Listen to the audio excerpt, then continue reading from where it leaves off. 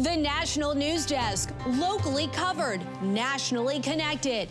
The president has taken a new approach that has not been taken by any administration for quite some time to actually focus on what's going on in our own backyard. The Trump administration applies even more pressure to Venezuela, hitting President Maduro's power players with fresh sanctions. The jabs inflaming global tensions. Plus, he did a rather small number that could have been doubled, at least doubled. a break for borrowers, but not without a warning from the Fed chair. How the latest move could shine light on who will lead the Federal Reserve. And later, my own personal mortgage is due in January, and this is one of the first years that I don't have all the resources to pay it, so I don't know what I'm going to do. Farmers reeling from Trump's tariffs. Their plea to consumers as they hope the White House's bailout didn't come too late. From the nation's capital, this is the National News Desk, America's News. Now, thank you for joining us. I'm Didi Gatton, and on this weekend edition, we take a look at the big headlines of the week, starting with the escalating tensions down in South America. The U.S. announcing Thursday it's sanctioning 3 nephews of Venezuelan President Nicolas Maduro as it ramps up its pressure campaign on the South American country. The move, along with a recent seizure of an oil tanker, is now generating a lot of questions about Trump's plan for the Western Hemisphere. The National News Desk, Jeff Harris reports. Aside from targeting suspected drug traffickers in the Caribbean, the Trump administration also seizing an oil tanker off the coast of Venezuela Wednesday as part of its Operation Southern Spear. But the seizure now prompting some to question the legality behind these moves and Trump's overall plan to reshape the region. White House Press Secretary Caroline Leavitt was asked directly Thursday, is Operation Southern Spear about drugs or oil? Her response? The Trump administration is focused on doing many things in the Western Hemisphere. The president has taken a new approach that has not been taken by any administration for quite some time. Leavitt saying that new approach focuses on what's going on in our own backyard, keeping drugs out and seizing assets like the oil tanker on Wednesday. The Department of Justice requested and was approved for a warrant to seize a vessel because it's a sanctioned shadow vessel known for carrying black market sanctioned oil. Defense expert Rick Delatorre tells us the military action being taken is all part of Trump's plan to reshape the Western Hemisphere, similar to the Monroe Doctrine of 1823, which aimed to keep European power out of the United States' backyard. The doctrine is political announcements by this administration that's going to claim that this hemisphere is going to be stewarded by the United States in its interests. Trump's version, dubbed the Trump-Monroe Doctrine, also has a goal of managing influence in the hemisphere with a specific focus of countering China and Russia. The countries in our hemisphere are free from Chinese, Russian, Iranian, and other state actors from carrying out what they want to do that could ultimately hurt the United States. While testifying on Capitol Hill Thursday, DHS Secretary Kristi Noem also linking the tanker seizure to the administration's counter-drug efforts in Latin America. It was a successful operation directed by the president to ensure that we're pushing back on a regime that is systematically covering and flooding our country with deadly drugs and killing our next generation of Americans. But Venezuela's government calling it an act of international piracy, something Delatorre says is not the case since the ship had been sanctioned for years. The owners of that ship, the ones who put this oil deal together, well, they're going to have to think twice if they're going to want to do business with the Maduro regime. Now, Leavitt says that oil tanker will be going to a U.S. port, and the U.S. does intend to seize the oil, but there is a legal process that needs to be followed in order to do so, which is generally carried out through civil asset forfeiture proceedings in federal court. I'm Jeff Harris reporting from Washington. President Trump's military buildup around Venezuela right now has to do with China, Russia, and Iran. The administration has said its escalation is about stopping the flow of deadly drugs into the U.S. But there's a bigger political picture, from control of the massive oil reserves in the country to a refugee crisis and deals with Beijing and Moscow. In May, Russian President Vladimir Putin and Venezuelan President Nicolas Maduro signed signed a major 10-year partnership. This agreement included everything from money to technology and military cooperation. China also agreeing to renewing crucial credit lines to the Maduro government amid U.S. sanctions. Beijing pouring billions of dollars into Venezuela, including in a 20-year deal in August, further locking up their resources. Tehran also signed a 20-year contract with Caracas in June of 2022, focused on energy and defense assistance. Intelligence reports say Iran's weapons are already in Venezuela's arsenal. You can find more on our top story of the day and other headlines at thenationaldesk.com. A federal judge says the Trump administration can't deploy the California National Guard in Los Angeles and must return control of the troops to the state. But the decision is on hold until Monday. President Trump says the Guard is necessary for his immigration enforcement efforts. Roughly 100 troops remain in L.A. after an initial call of more than 4,000.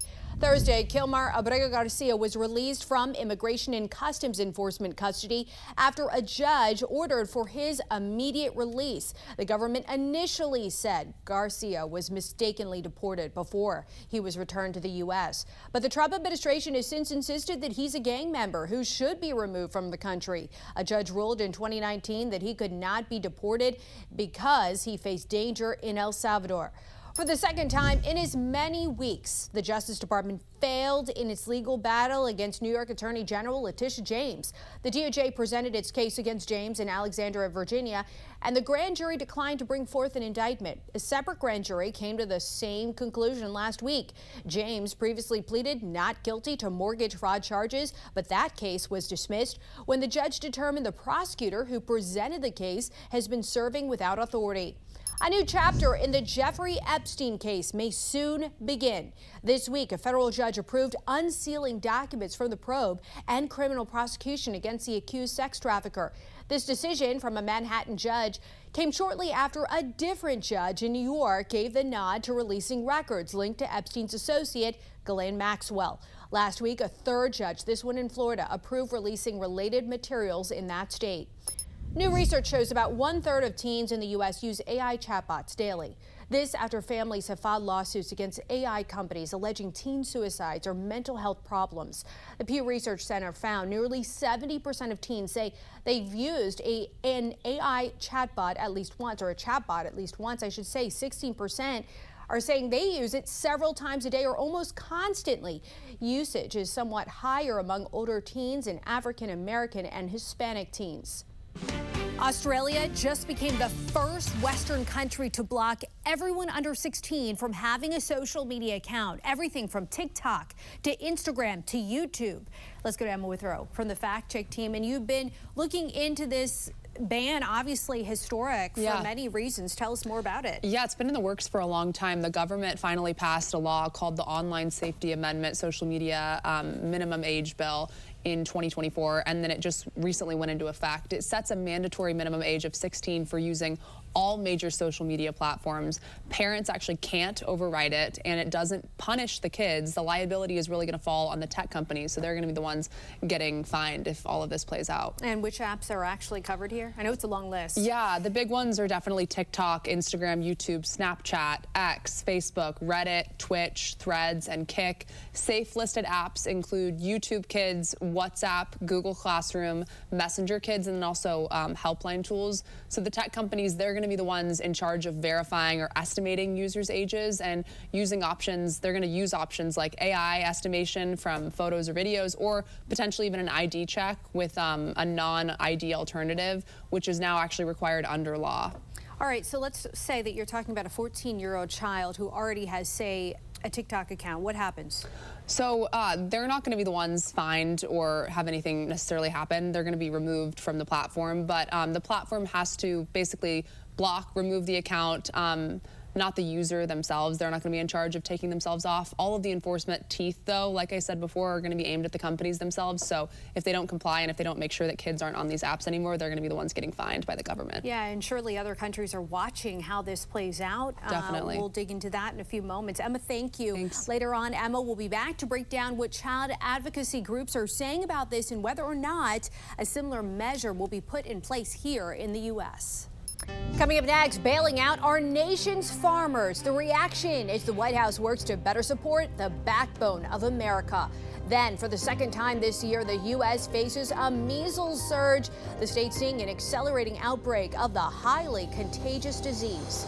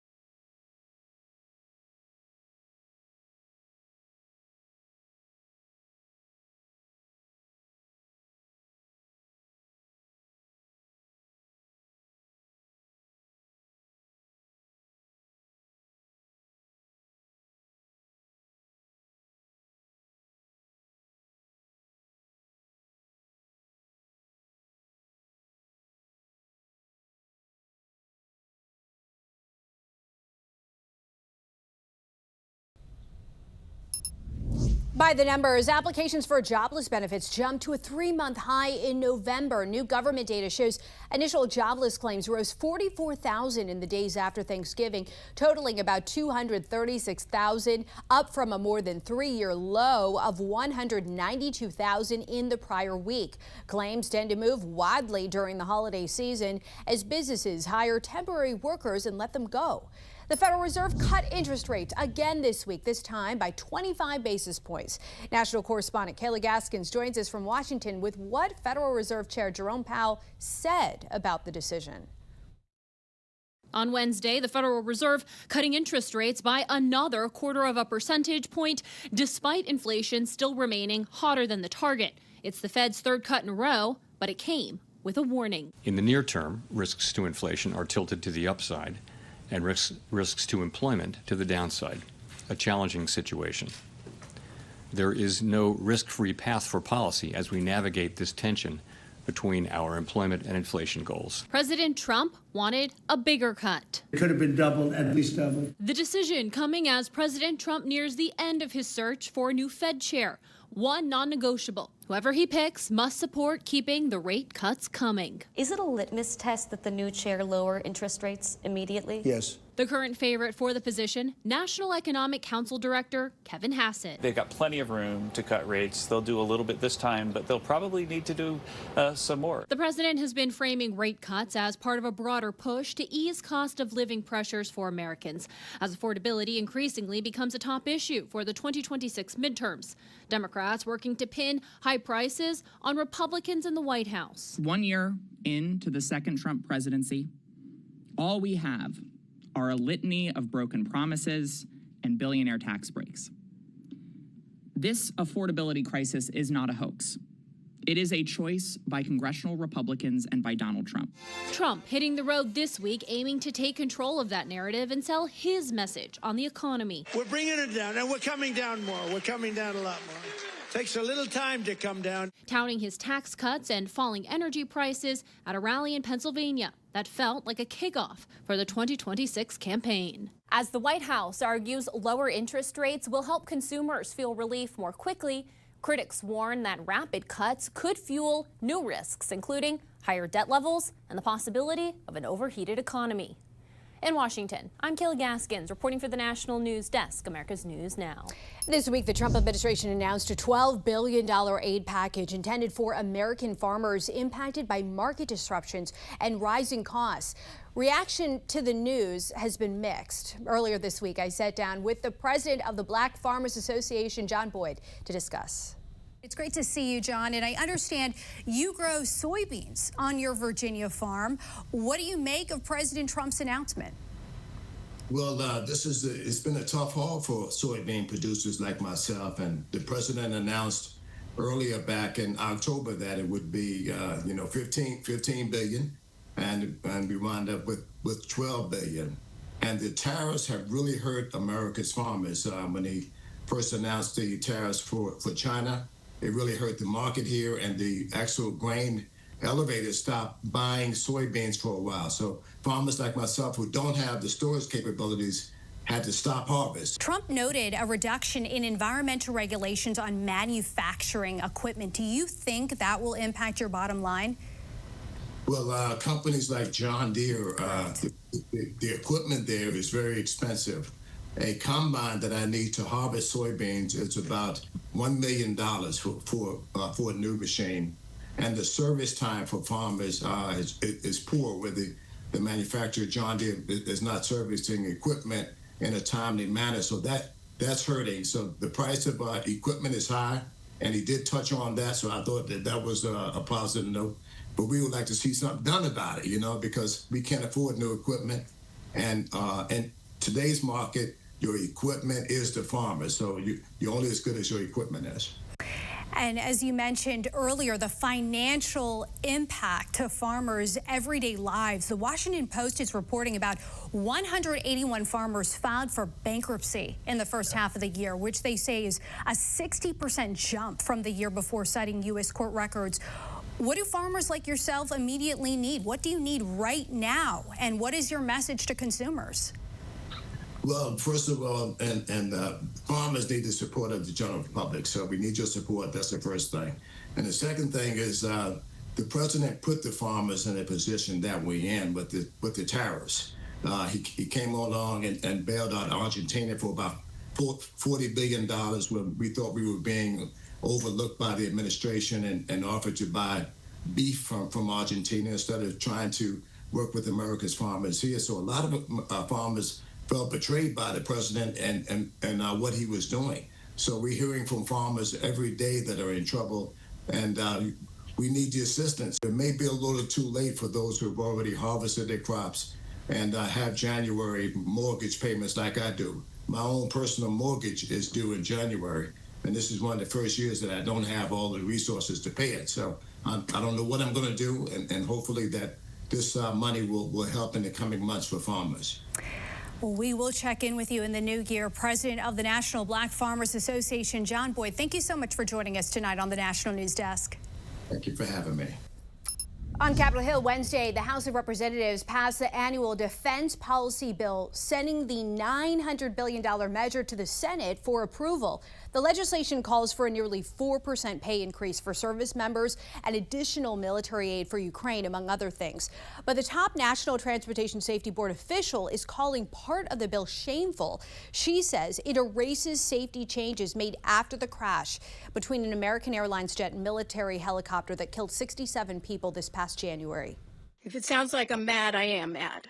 This is shameful. I worked for Congress for 15 years. I know how to read legislation. I know how to write it. This is not how you write it. This is terrible. Hamdi says the Armed Services Committees didn't reach out about the bill and that if it passes as is, she can't guarantee the safety of people flying in D.C. airspace. She says she plans to reach out to the White House about fixing the language. We are learning more about the deadly collapse of Baltimore's Francis Scott Key Bridge last year. The NTSB says a wiring error and other mishaps could have led to the collapse that killed 6 highway workers. In a final report released Wednesday, the agency said a misplaced wire label on the cargo ship Dolly caused a power failure that left the vessel without steering. Investigators say the crew was unable to restore propulsion in time, and communication failures prevented workers from evacuating the bridge. A health alert: measles outbreaks are now growing along the Utah-Arizona border and in South Carolina. South Carolina health officials, they have confirmed 27 new measles cases, bringing the total to more than 110. More than 250 people, including students from the school districts, are currently quarantining, some for the second time since the outbreak began in October. In Arizona and Utah, an outbreak has been expanding since August, with both states logging more than 250 cases combined. The Supreme Court is now weighing where to draw the line when it comes to seeking the death penalty for defendants with disabilities. In 2002, the Supreme Court outlawed the execution of people with intellectual disabilities under the 8th Amendment, forbidding cruel and unusual punishment.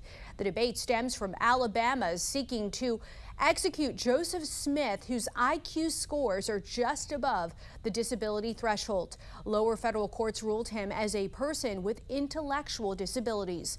Coming up, the star hockey player inspiring confidence in young athletes with disabilities, and growing warnings from law enforcement officials across the country. The scams surging during the holidays. We'll be right back.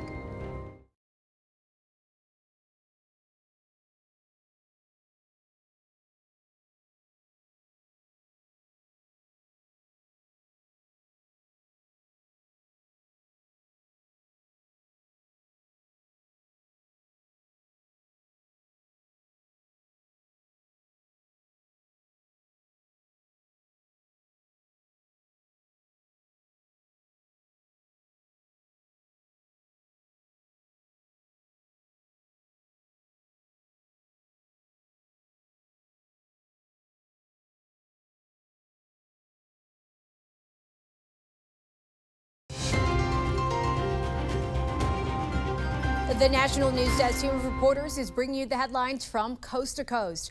We're taking the pulse of America, and we start in Virginia, where hundreds of kids with special needs are getting the chance to learn ice hockey from an NHL icon.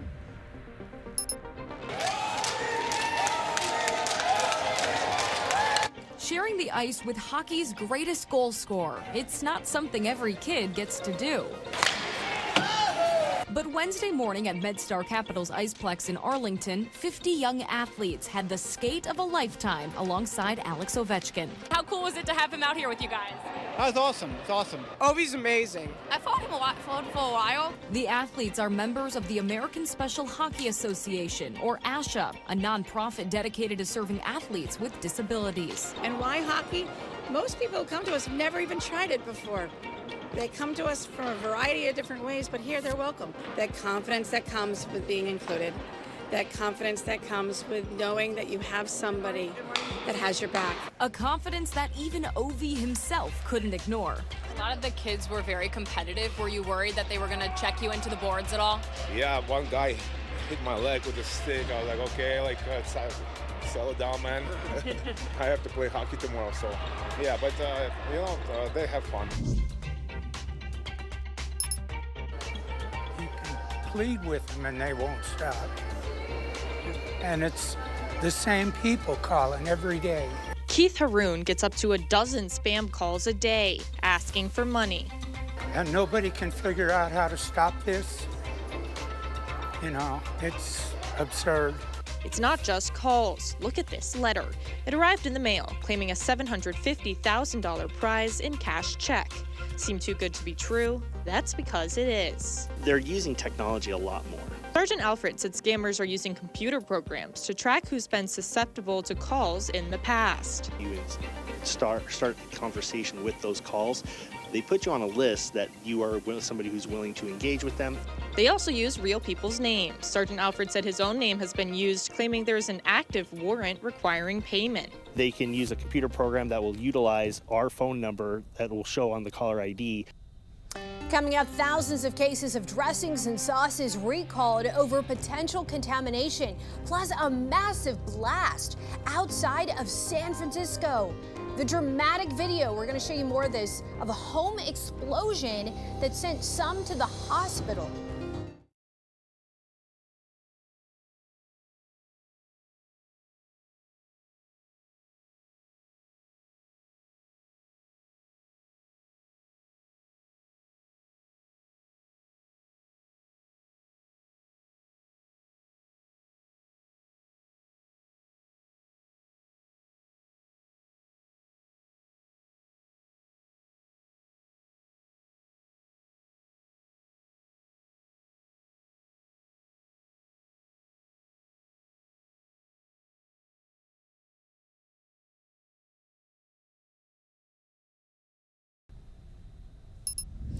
Taking a look at the top trending stories on our website right now, former University of Michigan head football coach Sharon Moore was jailed Wednesday night just hours after being fired from his job.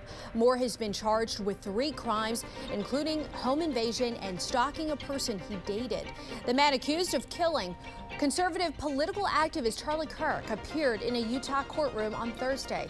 Tyler Robinson is facing several charges, including aggravated murder and felony use of a firearm. He is yet to enter a plea. And a massive explosion in Northern California. Look at this. It was caught on camera Thursday. Officials say the cause of the blast was due to a damaged gas line. At least 6 people were taken to the hospital and 2 nearby homes were impacted. Just stunning video. Those stories and more available right now at thenationaldesk.com. The FDA is recalling more than 4,000 cases of salad dressings and sauces over potential contamination. The impacted products made by Ventura Foods may contain plastic pieces posing a choking hazard. They were distributed to retailers like Publix and Costco, as well as delis and food courts nationwide. Consumers should throw out affected products or return them for a refund. An environmental group filed a lawsuit to stop the National Park Service from putting President Trump on its annual America the Beautiful pass. The Center for Biological Diversity argues federal law requires the pass to have the winning image from a yearly photo contest showing scenery or wildlife in a national park or forest. Neither the Park Service or its parent agency has commented on the matter. So to come, fear takes hold in Washington over the uncertain future of Europe, why some are calling for the U.S. to ditch NATO as concerns over Russia's next move grows. You're watching the National News Desk, America's News Now. Catch us live weekdays from 6 a.m. to 11 a.m. and 10 p.m. to midnight Eastern Time and anytime online at thenationaldesk.com. We'll be right back.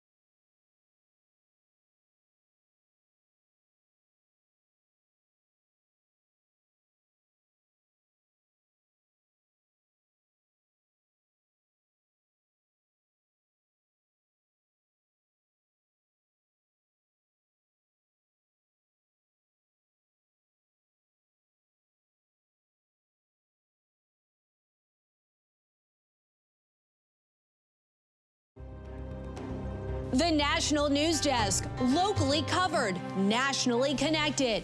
This will be a failure of Congress. They just want a political issue. Senators reject dueling bills to stop health care costs from skyrocketing next year. What the White House says about President Trump's potential involvement to fix the issue. Disappointing to me, but as I've said all along, whatever the maps are that are presented by every state, I have to win those, and we will. Republicans dealt a major blow as a Trump-backed redistricting push fails in an overwhelming vote in a Midwest state. They're trying to proactively have an analysis of every building kind of the city, say which ones could be done this way, because again, not all can. So a lot of cities are looking at this as an option. Turning towers into treasures, the new conversion trend helping cities drowning in empty offices. From the nation's capital, this is the National News Desk, America's News Now. Thank you for being here. I'm Dee Dee Gatton, and we begin this half hour with Congress almost out of time to prevent the cost of health insurance for more than 20 million Americans from skyrocketing. Premiums on the Affordable Care Act or Obamacare marketplace are set to double on average after enhanced subsidies expire in the new year. National correspondent Acha El Nishar has the latest from Capitol Hill. Mr. Van Hollen. On Thursday, the United States Senate failed to solve a problem tens of millions of Americans will face on January 1st. This is life or death. People will die.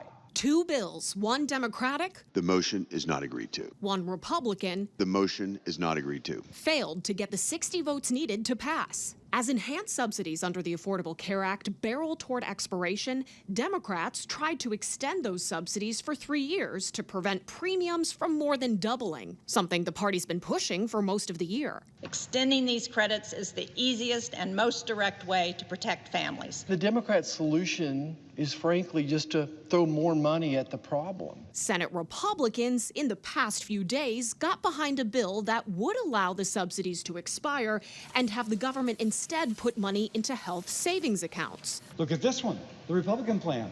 She's got money in her pocket. She's got money in her account. She's got money in her pocket for the insurance out of pocket. Imagine a cancer diagnosis, a shocking cancer diagnosis. And you think, well, thank goodness I've got $1,000 in the bank for treatment for cancer. That isn't going to work. As of Thursday, there are no viable legislative solutions in play, and both the House and Senate are only scheduled to be in Washington for one more week before the end of the year. So attention now turns to the White House. Can or will the president do anything? Here's what his press secretary said just after those Senate votes. What is he going to do to put this in place in the next 2-3 weeks? You'll hear more from the president and from the White House on that very soon. But Americans are making their health care plans for 2026 now. Absent a last-minute lifeline, at least 22 million Americans are set to have health insurance they can't afford or go without insurance altogether. On Capitol Hill, I'm Atra El-Nashar for the National News Desk, America's News Now. During an economic policy speech in Pennsylvania Tuesday, President Trump announced he will soon begin hitting the campaign trail in an effort to help Republicans maintain control of the House and the Senate. In a recent interview, White House Chief of Staff Susie Wiles said Trump's presence would help bring a larger turnout to the 2026 elections. Listen. She said, we have to start campaigning, sir. I said, I won. What do I have to do already? They said, we have to win the midterms, and you're the guy that's going to take us over the midterm. The announcement comes following some tough losses for the Republican Party in a series of off-year elections. Earlier this week, the city of Miami elected Eileen Higgins, its first Democratic mayor in nearly 3 decades. In Seattle and New York City, a pair of Democratic socialists were elected mayor despite strong pushback from President Trump. The Democrats also came away with gubernatorial victories in New Jersey and Virginia. A lone bright spot for the GOP, Republican Congressman Matt Van Epps was able to stave off a Democratic upset in a Tennessee special election earlier this month. The Indiana Senate has rejected a plan to redraw the state's congressional district maps. 21 Republicans joined 10 Democrats in the Indiana State House to vote against the measure. The proposed map change would have given Republicans a chance to gain 2 more seats ahead of the midterms. Right now, Indiana's GOP holds 7 of the state's 9 U.S. House seats. I guess that's a disappointing outcome in Indiana, but there's about 14 states at some stage of the process now, either litigation or redistricting, so we shall see. The state's 2 legislative leaders had previously met with President Donald Trump to discuss the matter. Trump, along with Vice President J.D. Vance and Republican allies, had threatened to run primary challengers against Indiana senators who voted no. A new fight is brewing over America's role in NATO. A House Republican is moving to pull the U.S. out of the alliance, just as NATO's Secretary General warns Europe is facing a new threat from Russia. The National News Desk, Kaylee Gaskins reports. A great relationship always. An icy chill is washing over the U.S. and Europe's traditionally cozy relationship. Representative Thomas Massie introducing a bill on Capitol Hill for the United States to leave NATO. Massie calling the alliance a Cold War relic, suggesting the taxpayer money sent to NATO would be better used to defend our own country. Utah's Mike Lee introducing a companion bill in the Senate. We need to be ready. Meanwhile, on Thursday, NATO's Secretary General warns Europe is Russia's next target after Ukraine. Conflict is at our door. And what is standing between what's happening to them and what could happen to us? Only NATO. President Trump has harshly criticized European leadership. Most European nations, they're decaying. They're decaying. Slamming the continent for trade policies, political correctness, and immigration practices. They're destroying their country. It gets to a point where you can't really correct it. There'll be a point, and it's very close to that point. Politico naming Trump as the most influential person shaping Europe. The first time the distinction went to an American instead of a European. For example, Trump criticized Ukraine this week for not holding elections. President Zelensky promptly responded, saying Ukraine will hold elections in the next 60 to 90 days if allies can guarantee security for a vote. Ukraine also sending the United States a revised peace proposal to bring an end to the war with Russia. European leaders asking the U.S. to visit Europe this weekend for talks. Press Secretary Caroline Leavitt says the White House is skeptical. The president is extremely frustrated with both sides of this war, and he is sick of meetings just for the sake of meeting. He doesn't want any more talk. He wants action. Leavitt saying Thursday, if there appears to be a real chance at peace, the U.S. will send a delegation to Europe this weekend. In Washington, I'm Kayla Gaskins reporting for the National News Desk, America's News Now. San Diego officials have approved a $30 million settlement payment to the family of a 16-year-old killed by police. The settlement exceeds the record $27 million. The city of Minneapolis agreed to pay the family of George Floyd, whose death drew nationwide attention. Surveillance and body cam footage from January showed the victim, Kanoa Wilson, running away from someone who fired a weapon at him in a downtown train station. As he exited the station, Wilson encountered a San Diego police officer who his family says gave no warning before fatally shooting the teen. Democratic Congresswoman Haley Stevens formally filed articles of impeachment against Health and Human Services Secretary Robert F. Kennedy Jr. this week. RFK Jr. has got to go. Today I introduced articles of impeachment to remove him from office. RFK Jr. has turned his back on science, on public health, and on the American people. Stevens, who is running for an open Senate seat in Michigan, has accused him of jeopardizing public health, and she criticized him of cutting medical research programs. In a statement, a spokesperson for the Department of Health and Human Services accuses Stevens of using the impeachment move to prop up her Senate bid. A botulism outbreak has now sickened more than 50 babies and has been expanded to all ByHeart products. The FDA saying this week it cannot rule out the possibility the contamination affected all of the company's products ever made. The new case definition includes any infant with botulism exposed to ByHeart formula at any time since the product's release. As a result, the CDC identified 10 more cases from December 2023 through July 2025. A new study looks at how exposure to so-called forever chemicals could impact babies. Researchers from the University of Arizona looked at births in New Hampshire between 2010 and 2019. They focused on mothers living near 41 PFAS-contaminated sites, comparing those living downstream and upstream. Researchers say those downstream had a 191% higher chance of losing their baby during their first year. They also experienced more preterm births and low-weight births. Kids under 16 in Australia have been officially kicked off social media, but it will be up to the tech companies to enforce these new age restrictions. Let's go to Emma Withrow from the Fact Check team. To start off, Emma, just tell us what child advocacy groups, what their response has been. Yeah, so UNICEF Australia, they say that the goal of all of this is good, you know, making kids safer online, but a blanket ban doesn't necessarily solve the core problems like harmful content, predatory behavior, and also algorithm design. So they argue the government should focus more so on making social media safer, not just kind of delaying the access, and emphasize that young people's voices were really barely included in crafting this policy. So they had some complaints when it comes to how this all came together. Yeah, obviously there are other issues that still have to be addressed, but the concerns are clearly present here in the U.S. Speak to us about the possibility of any similar measures here. Yeah, there's actually a group of bipartisan senators who have introduced a bill called the Kids Off Social Media Act. The bill bans kids under 13 from being on social media, which lines up with what what most of these platforms say they already do,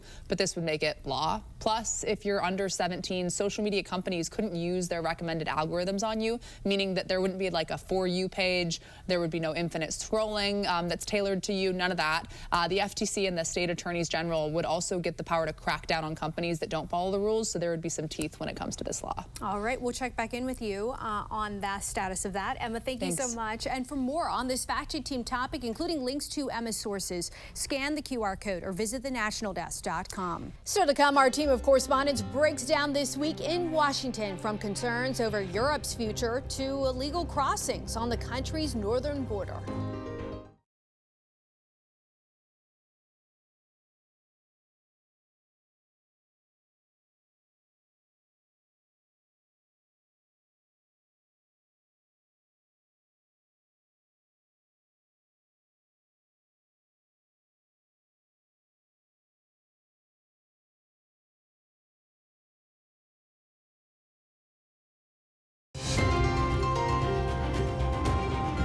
And welcome back. Our Washington Bureau covers the nation's capital every day, and our team of correspondents reports on the important issues facing the country and how they impact you. As President Trump grows frustrated with the slow pace of peace negotiations in the Russia-Ukraine conflict, he's also growing frustrated with America's European allies. National correspondent Kayla Gaskins, Trump with some harsh words for Europe, and some congressional Republicans even pushing for the U.S. to withdraw from NATO. Yeah, that's right, Steve. So the U.S. and Europe have had this cozy relationship, this allyship for decades, but now it's feeling extra frosty. So we'll start on Capitol Hill. That's where Representative Thomas Massie introduced a bill for the United States to leave NATO. Massie calling the alliance a Cold War relic and suggesting that taxpayer money would be that we send to NATO would be better used to defend our own country. Utah's Republican Senator Mike Lee introduced a companion bill in the Senate. Now, also this week, NATO Secretary General warned that Europe is Russia's next target after Ukraine. Now, the White House hasn't commented on changing the U.S.'s membership with NATO, but President Trump has been a very harsh critic of Europe for its trade policies, its political correctness, and its immigration practices. Most European nations, they're decaying. They're decaying. They're destroying their country. It gets to a point where you can't really correct it. There'll be a point, and it's very close to that point. Politico naming Trump as the most influential person shaping Europe. And Steve, this is the first time the distinction went to an American instead of a European. Ukraine also presented a revised peace deal this week. The U.S. taking a I'll believe it when I see it approach to Russia-Ukraine peace, though. National correspondent Kayla Gaskins, thank you. Meanwhile, when we think of border crossings, we usually think of the U.S.-Mexico border. But last year, there were a record number of apprehensions along the U.S.-Canada border. National correspondent Christine Frizzell, even though apprehensions have plummeted this year, the Border Patrol facing a different kind of challenge across the northern border. Yeah, I mean, I think it's important to mention that even though we did see these crazy numbers last year, President Trump's very tight control of the border means far fewer people are coming. It was really interesting. We actually took a trip to the northern border a few months ago, and it's so different because there's no fence, there's no wall. There's a couple, little demarcations, but in the past, a lot of people have taken advantage of that to try to get to Canada, which in a lot of cases has more lax rules, and then to walk over to the United States. And so the Border Patrol there has a different job. And the chief that I spoke to issued a stern warning, especially for this time of year. Think about it. We're talking about places like Vermont and New York, and they have found plenty of people, including entire families, who have frozen to death. You can become quickly disoriented out here. The technology that we rely on so heavily, our phones, electronics just don't work well when you have sub-zero temperatures, and people just don't come prepared for just how cold it is. They're still wearing light jackets and shoes not meant to be traversing deep snow, and then falling into potentially icy cold water. You know, we even talked to some of the neighbors, people who lived both on the Canada side and the U.S. side of the border, and they said, you know, their heart really went out to these people who were trying to get here and in a lot of cases either didn't make it or were extremely sick when they got here. This is a warning the Border Patrol is sending out. National correspondent Christine Frizzell, Kayla Gaskins, always great work. Thank you for your hard work. Back to you. Across the country, cities are drowning in empty office spaces and desperate for housing. Now, a national shift is underway, turning vacant towers into apartments with nearly 11,000 units already in the pipeline. Chicago announced new conversions along its historic LaSalle Street corridor, turning the iconic Field building into mixed use. And in the West, Denver's fast-tracking similar downtown projects. How can this benefit a typical renter in an urban area? Well, it's going to obviously increase, even on the margin, supply will put some downward pressures on prices, or alternatively, limit the price increases that they might expect to pay in the future. The U.S. is short more than 4 million homes, and experts say office conversions may be one of the fastest ways to close that gap. Your paycheck may not be stretching as far as it used to. According to the latest Employment Cost Index, workers' wage growth hit a 4-year low last quarter. Compensation gains slowed to 3.5% year over year, the lowest level since 2021. With inflation factored in, wages and benefits are up just 0.5% annually. Last year, inflation-adjusted compensation was growing at 1.4%. A hiker's journey through Arches National Park in Utah took a dangerous turn when he got stuck in quicksand. Austin Dirks was hiking when he sank knee-deep into that murk. Dirks, an experienced hiker, used a GPS satellite messenger to alert rescuers. He was stuck for hours in freezing temps. A rescue crew eventually laid out a ladder and traction board so that he could get to safety, and he says he is doing okay. Happy to report. Visiting tourists may soon be required to disclose their social media history to Customs and Border Protection. It's all part of a new proposal requiring foreign visitors to provide agents with their online activity from the past 5 years. The agency says the proposal follows an executive order directing agencies to strengthen vetting processes. Public comment will be open for the next 60 days. Legendary college football coach Urban Meyer is a Hall of Famer. The National Football Foundation made it official, inducting Meyer into the 2025 College Football Hall of Fame class. He won 3 national championships across his tenures at Florida and Ohio State, and also led successful programs at Bowling Green in Utah. Now a host for the popular podcast The Triple Option and an analyst for Fox Sports, Meyer is grateful for the recognition. It wasn't always easy. Matter of fact, it was really hard. But that's what life is. It can be real hard sometimes, and that's the beauty of our sport. It teaches you how to fight through adversity. So, very humbled. You can listen to new episodes of The Triple Option every Wednesday. Watch on YouTube or listen on Apple Podcasts, Spotify, or wherever you get your podcasts. Coming up, economic policies now threatening a family tradition. How a Utah pasta shop is getting creative in an effort to keep prices low. Plus, a 19-year-old college student is deported while visiting family over Thanksgiving. The fight now taking place in Washington as concerns of due process swirl.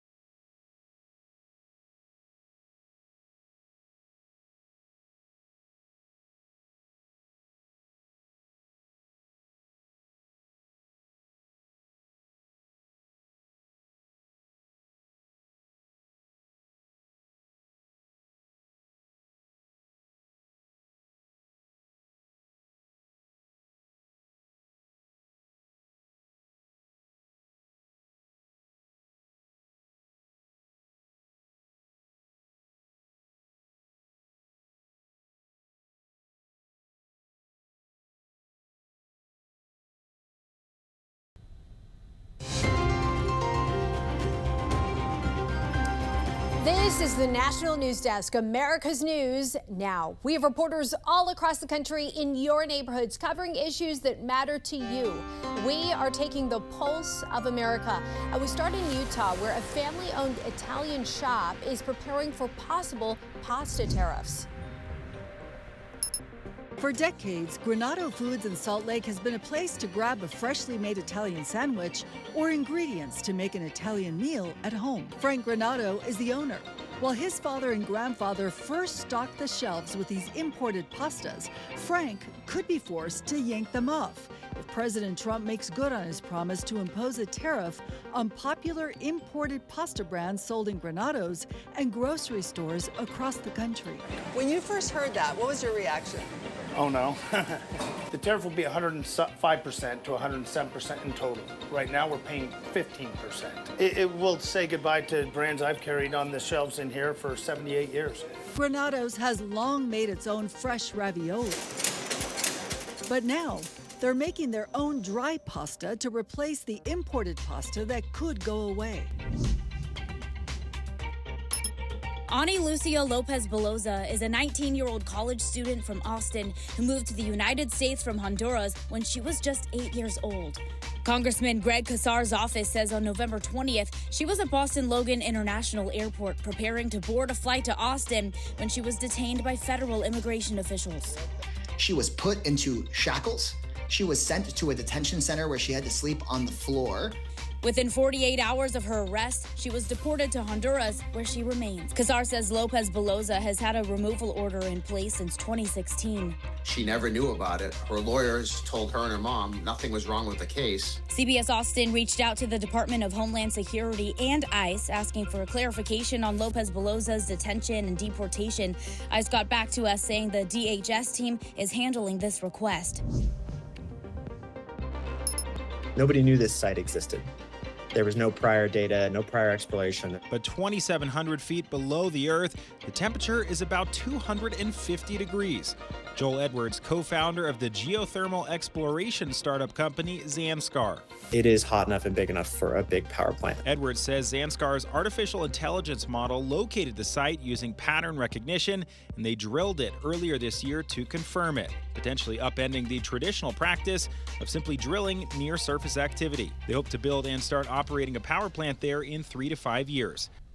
Still ahead, a FIFA fiasco. Why some say President Trump's latest win in the World Cup world could be controversial.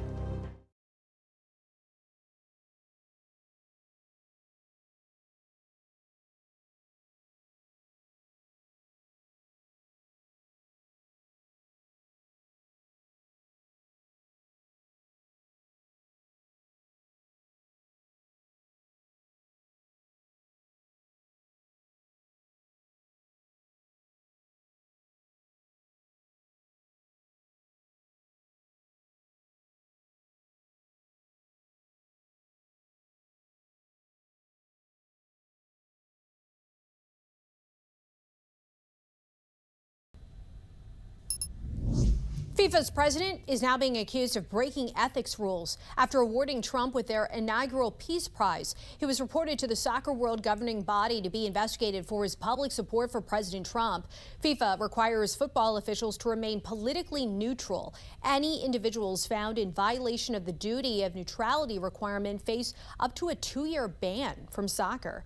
Amazon has just released its roundup of Alexa's most asked questions for 2025, and they covered a lot of areas. Listen, among the most frequent inquiries made, how long do I poach an egg for? And what's the diameter of Earth? That one's a little random, but general stuff about celebrities, including height, weight, and amount of fortune that was commonly sought out worldwide. One of the more ironic questions people asked this year was, what does AI stand for?